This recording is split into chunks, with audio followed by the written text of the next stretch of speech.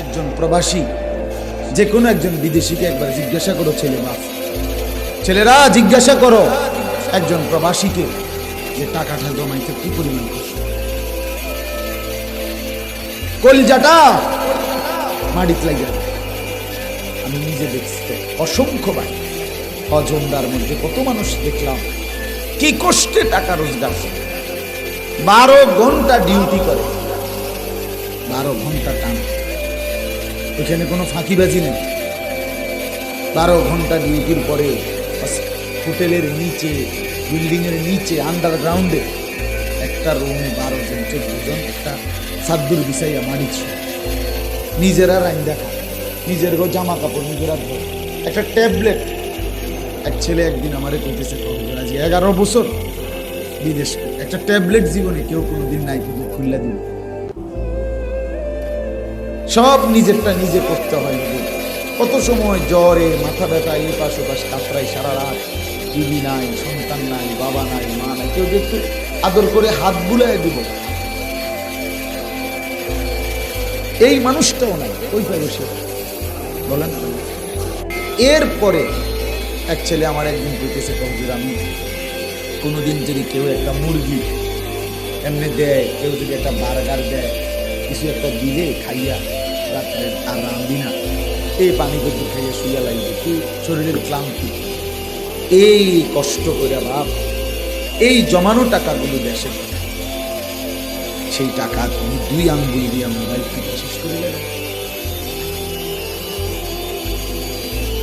হ্যাঁ, এটার কি কোনো শেষ নাই বাবা?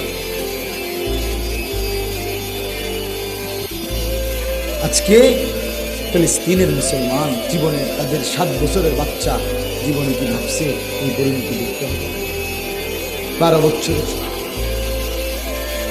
লাশটা পর্যন্ত দাফন করতে দিচ্ছে, পানি নাই, বিদ্যুৎ নাই, তেল নাই, কিচ্ছু।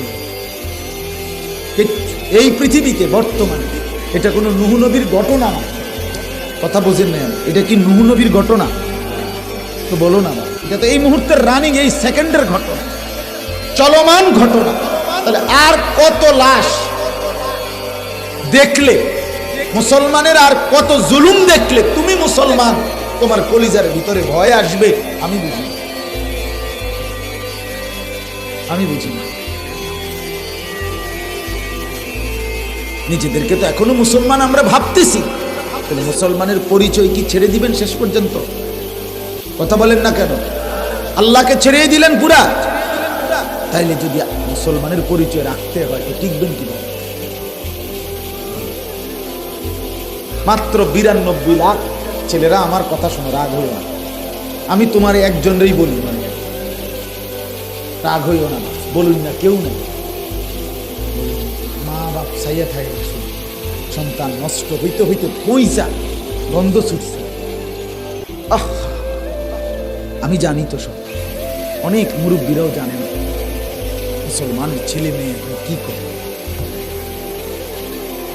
কি করে। এক একটা মোবাইলের ভিতরে ছেলেদের, এই যে ছেলেটা 1 ওয়াক্ত নামাজ পড়ে না, তার হাতে যে বড় মোবাইল, সে কি করে আপনি বোঝেন না? হ্যাঁ, আপনি বোঝেন না এটা? সে করেটা কি? পৃথিবীর সমস্ত নোংরামি, সমস্ত উলঙ্গ ছবি, সমস্ত বেহায়াপনা সারা দিন সারা রাত করতে থাকে। সমবয়সী বন্ধুদের আড্ডায় একই কথা, একজন আরেকজনকে দেখাইতেছে একই জিনিস, একই আলোচনা, শুধু নারী, শুধু জিনা, শুধু ব্যভিচার, শুধু অসভ্য কথা। আমি একদিন পদ্মা সেতু পার হইয়া মাহফিল থেকে রাতে 2টা-2:30 বাজে আপনার পার হইয়া এক জায়গায় থামছি, চা খাবো, রাত বাজে তখন 2:30। চা দোকানের পাশে না হলেও 100 মোটর সাইকেল, এই রাতের 2:30, প্রত্যেকটা মোটর সাইকেলে আপনার সব 2টা লোক, সবগুলি যুবক, এবং অধিকাংশটাতেই একটা একটা মেয়ে আছে। আমি এক নজর তাকায়, এই কয়দিন আগে